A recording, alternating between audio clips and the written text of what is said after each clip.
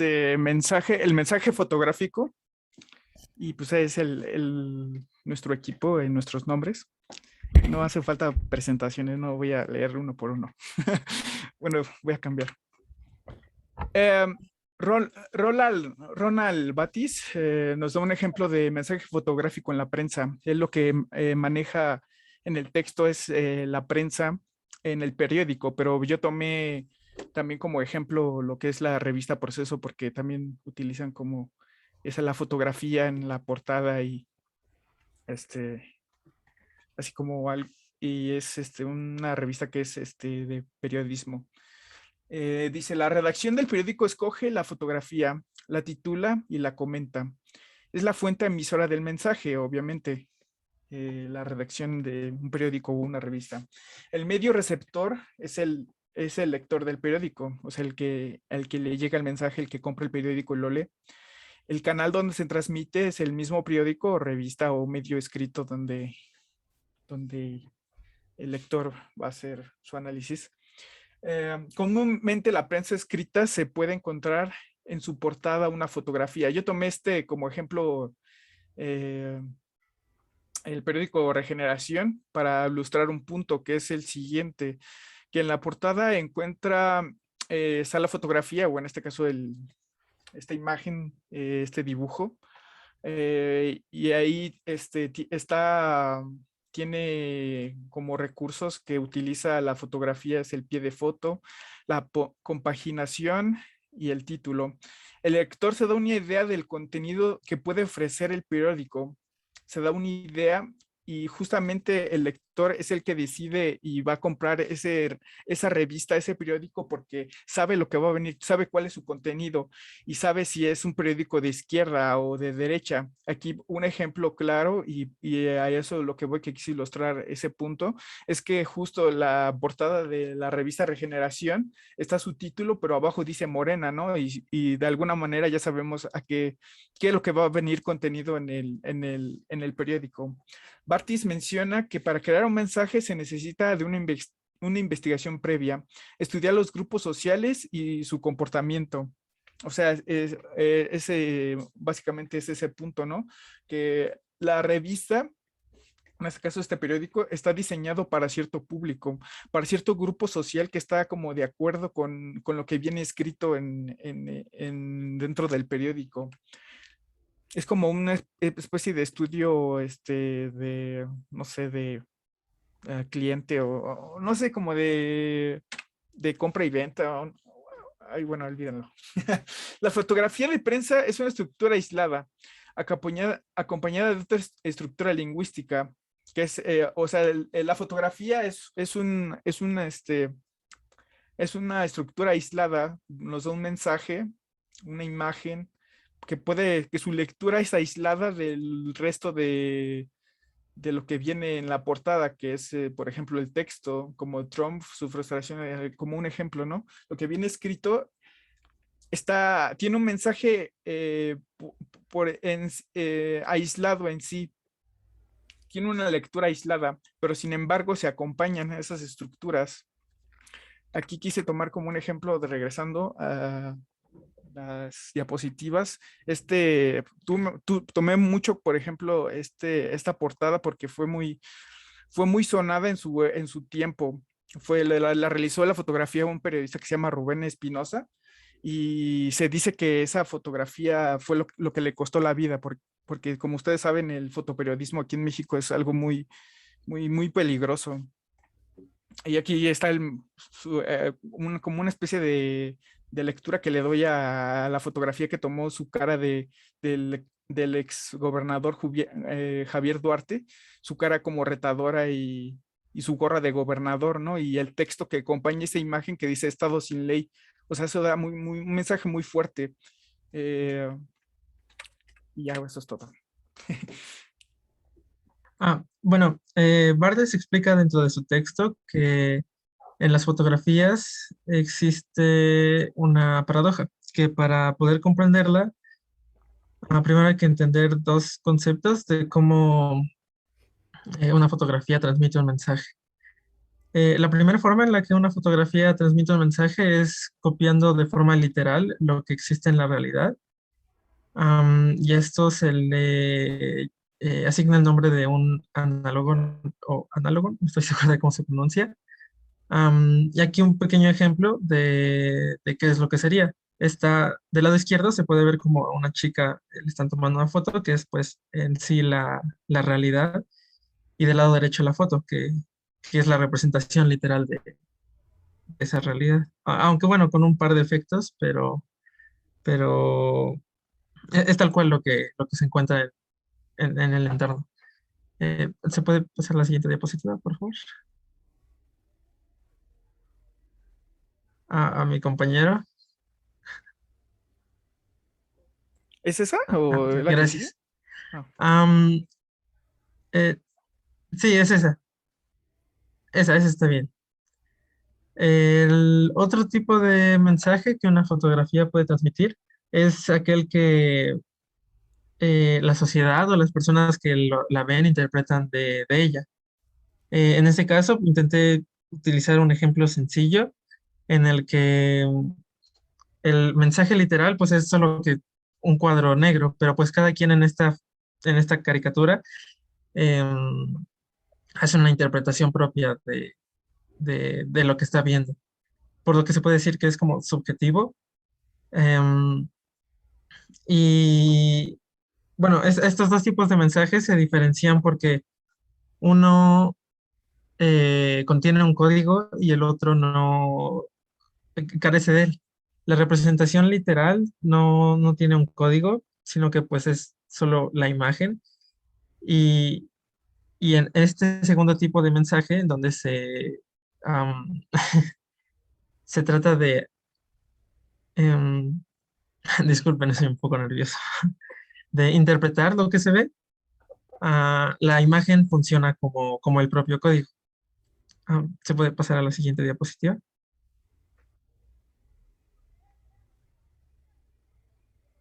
Ah, sí, está bien. Aquí traté de hacer una comparación de de una imagen en la que se pueden ver los dos tipos de mensajes, donde al mensaje al que no tiene un código, que es la imagen literal de la realidad, se le asigna el nombre de mensaje denotativo, que en esta imagen es pues simplemente un marinero besando a una enfermera en Nueva York. Pero pues esta imagen es, como algunos la pueden conocer, famosa porque este marinero regresaba de la guerra y, y pues por ese contexto, por la emoción tal vez, ah, al regresar a la ciudad, besó a una enfermera. Entonces, sabiendo eso, se puede interpretar y utilizar a la imagen como un lenguaje, dándole un sentido, una propia interpretación, que es lo que sería el mensaje connotativo, que en este ejemplo podrían ser las emociones de esperanza, alegría, felicidad, u otras que puede evocar la emoción de este imaginero. ¿Se puede pasar a la siguiente imagen, por favor? Ah, ya. Bueno, la paradoja en sí consiste en la coexistencia de estos dos tipos de mensajes dentro de una fotografía. Y para tratar de comprenderla de una forma sencilla, traté de como reducir la paradoja a esta frase en la que escribí, una fotografía carece de un lenguaje y al mismo tiempo es un lenguaje. Carece de un lenguaje cuando la fotografía no es la representación literal, pues no tiene un código. Pero al mismo tiempo ese lenguaje, pues esta fotografía puede ser interpretada, por lo cual es el propio código. Sí, y ese es el final de mi parte. Gracias. Seguiremos con los procedimientos de la connotación. La connotación es básicamente un segundo sentido que se le da al mensaje fotográfico. Este está elaborado de diferentes niveles de producción de fotografía, como es la elección, el tratamiento técnico, el encuadre y la compaginación. Compaginación. Siguiente, por favor. Esta connotación también se produce utilizando diferentes procedimientos, como es el trucaje, la pose, objetos. Estos solo van a dar una modificación de esta realidad. Tal como tenemos en la imagen, que pues solo es una alteración de la realidad porque no sucedió realmente. Eh, Estos procedimientos, si los incluimos con estas connotaciones fotográficas, se van a beneficiar también con la denotación. Eh, la fotografía permite que el fotógrafo escamotee la preparación a la que se someta la escena que piensa captar. Siguiente, por favor.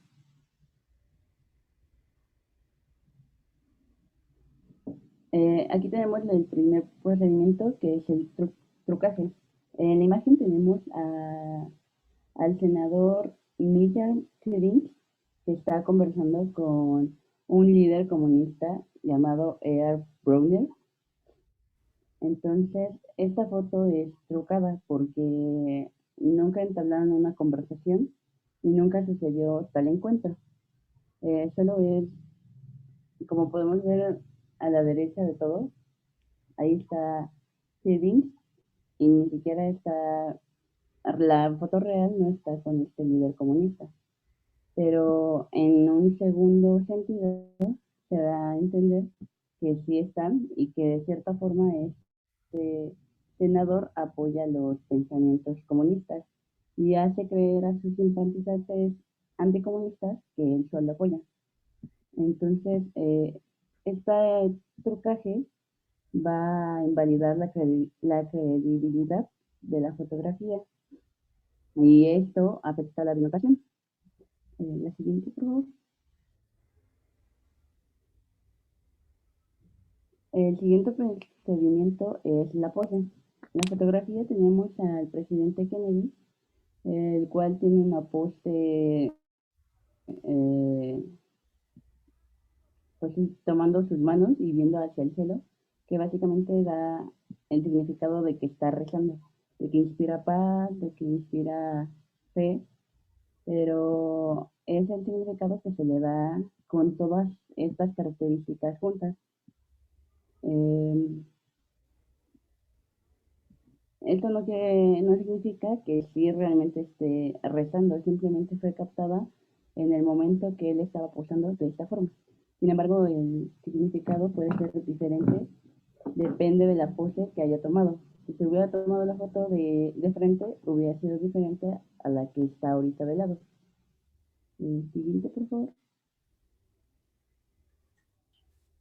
Bueno, los objetos en las imágenes, como ya vimos anteriormente con lo que dice mi compañera sobre la pose, los objetos dentro de la fotografía también tienen que tener una pose debido a que son elementos importantes dentro de esta, ya que nos ayudan, bueno, son elementos valiosos de significación que nos ayudan a darle de una forma física a un signo, además de remitirnos a significados conocidos por nosotros, incluso llegar a dar un contexto bastante amplio sobre el momento en el que fue tomada la imagen. Por ejemplo, la imagen que está en la presentación es una imagen que acaban de restaurar de la Segunda Guerra Mundial, después de que los alemanes llegaran a sacudir pues toda la ciudad, y vemos a un niño. ¿Qué objetos tenemos? Prácticamente tenemos un juguete, y el niño, a pesar de todo el caos en el que se ve envuelto el fondo, el objeto de su juguete le da como tranquilidad, incluso en su cara pareciera como estar nervioso, pero de cierta forma tranquilo a pesar de todo. Siguiente, por favor. Bueno, la fotogenia dentro de la imagen, en términos de estructura informativa, es el mensaje que está connotado dentro de esta y está enaltecido de cierta forma por los creadores de la imagen, con tal de que a primera vista la imagen, o bueno, el mensaje sea captado. Y también el esteticismo, de forma muy general, es la parte para que la imagen sea considerada arte, usando la composición de colores e incluso de las poses y de los objetos para darle una esencia a la imagen, eh, exaltando la belleza y tratando de priorizarla a veces por encima de la moral o de las temáticas sociales. Por ejemplo, la imagen que está en la presentación es una imagen de cuando Colón arribó por primera vez a las Américas y como vemos, la fotogenia en esta imagen, el mensaje, es prácticamente como la colonización de cierta forma, ya que la luz, incluso dentro del esteticismo, la luz del sol está impactando directo a la cruz que lleva Colón. Y los indios están arrodillándose casi, casi frente a él. Entonces, dentro de la imagen, de la fotografía, es importante estas dos características. Siguiente, por favor. Y bueno, la sintaxis dentro de la imagen es un poquito difícil de encontrar en una foto solitaria. Es más fácil encontrar el mensaje connotativo en una serie de secuencias de fotos. Por ejemplo, las imágenes que están viendo, no sé si se alcanzan a percibir bien, son imágenes captadas por un fotógrafo llamado Eddie Adams, un fotógrafo estadounidense. Fueron captadas en la guerra de Vietnam en los años 60, 70, y prácticamente con la foto es sobre un asesinato frío, pareciera, de un general a un espía, me parece, del bando contrario.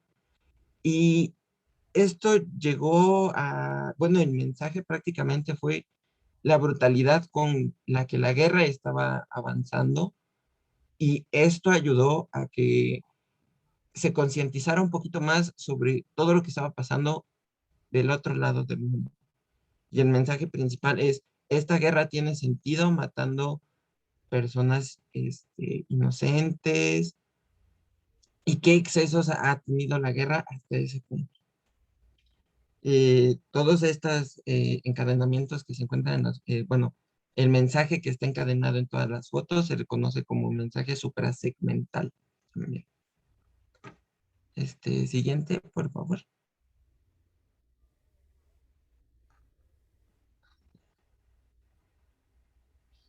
Sí, del texto y la imagen se supone que son los principales procedimientos de connotación de la imagen fotográfica, o sea, no como unidad. Eh, Se dice que el mismo texto que acompaña a una foto de prensa podría agregarse muchas veces.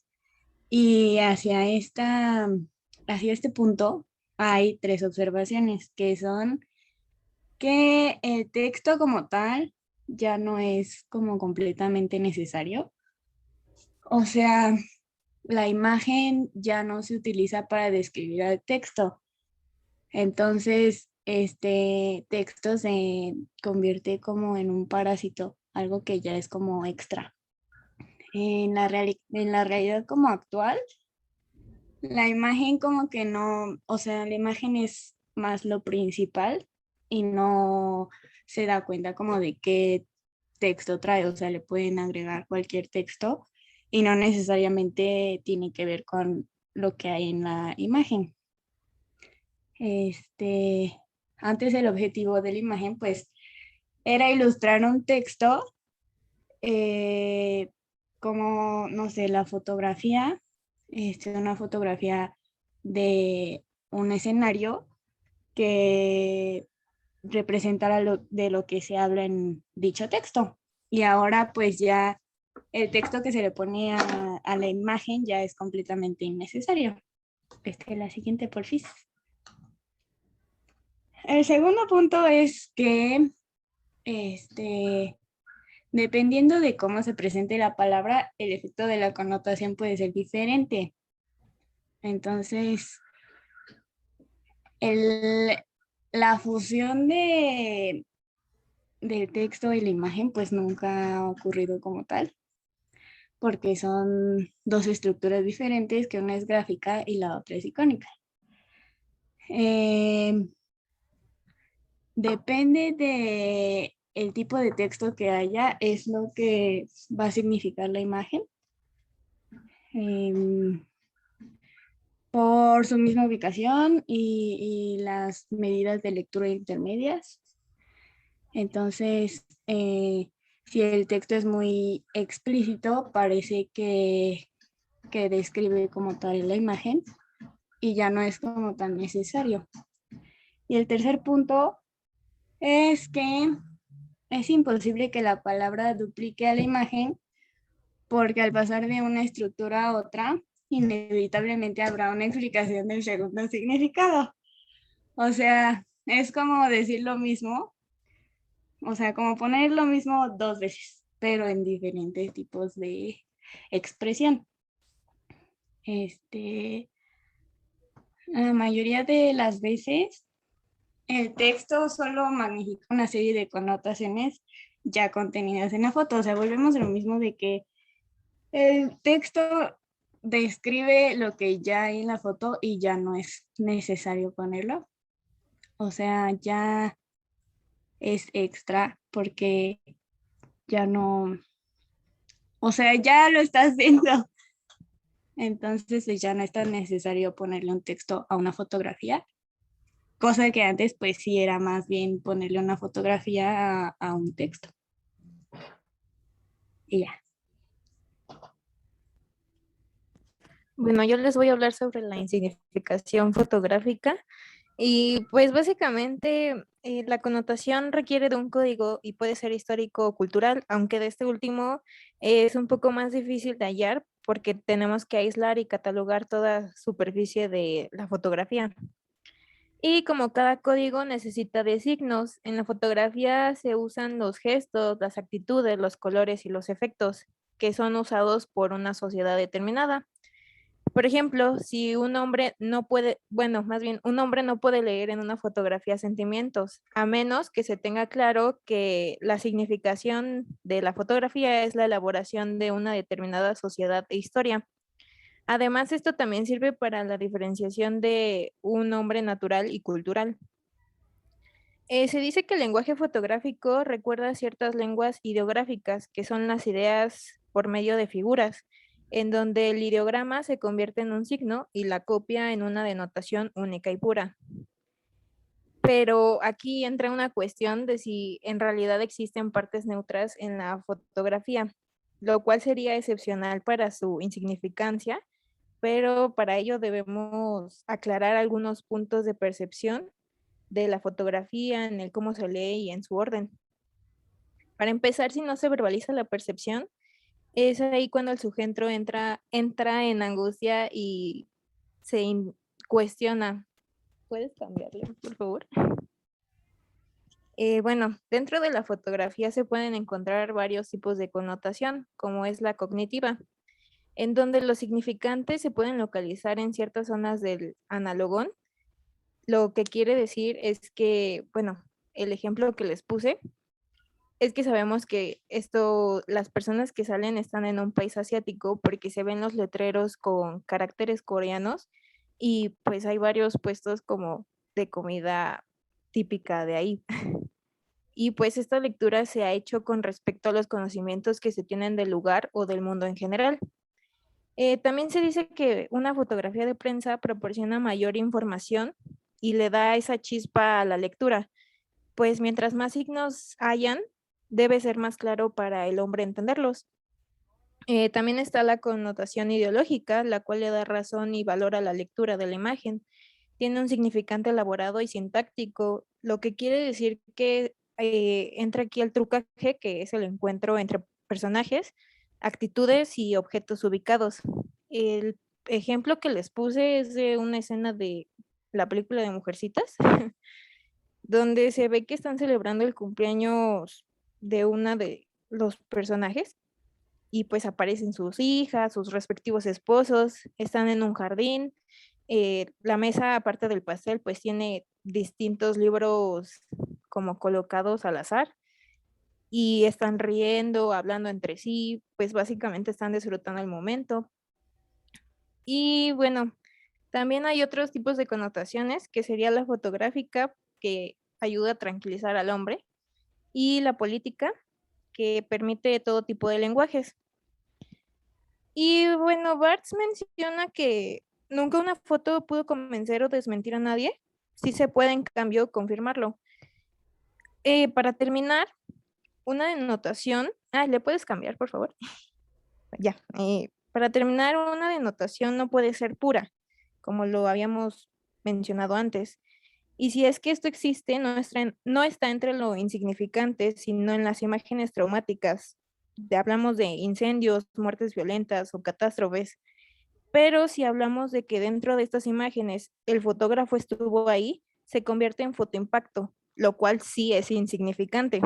¿Por qué? Porque no tiene valor y mientras sea más directo el trauma, su connotación va a ser más difícil de hallar.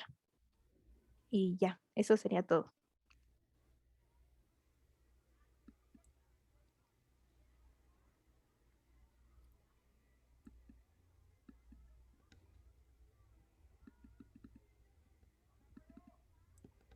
Bueno, gracias a este equipo número 6 por hacer el resumen de Roland Barthes. Entonces, Roland Barthes está hablando de estos aspectos de la connotación, que principalmente serían todos esos signos culturales, estos signos históricos que tienen significado para mí.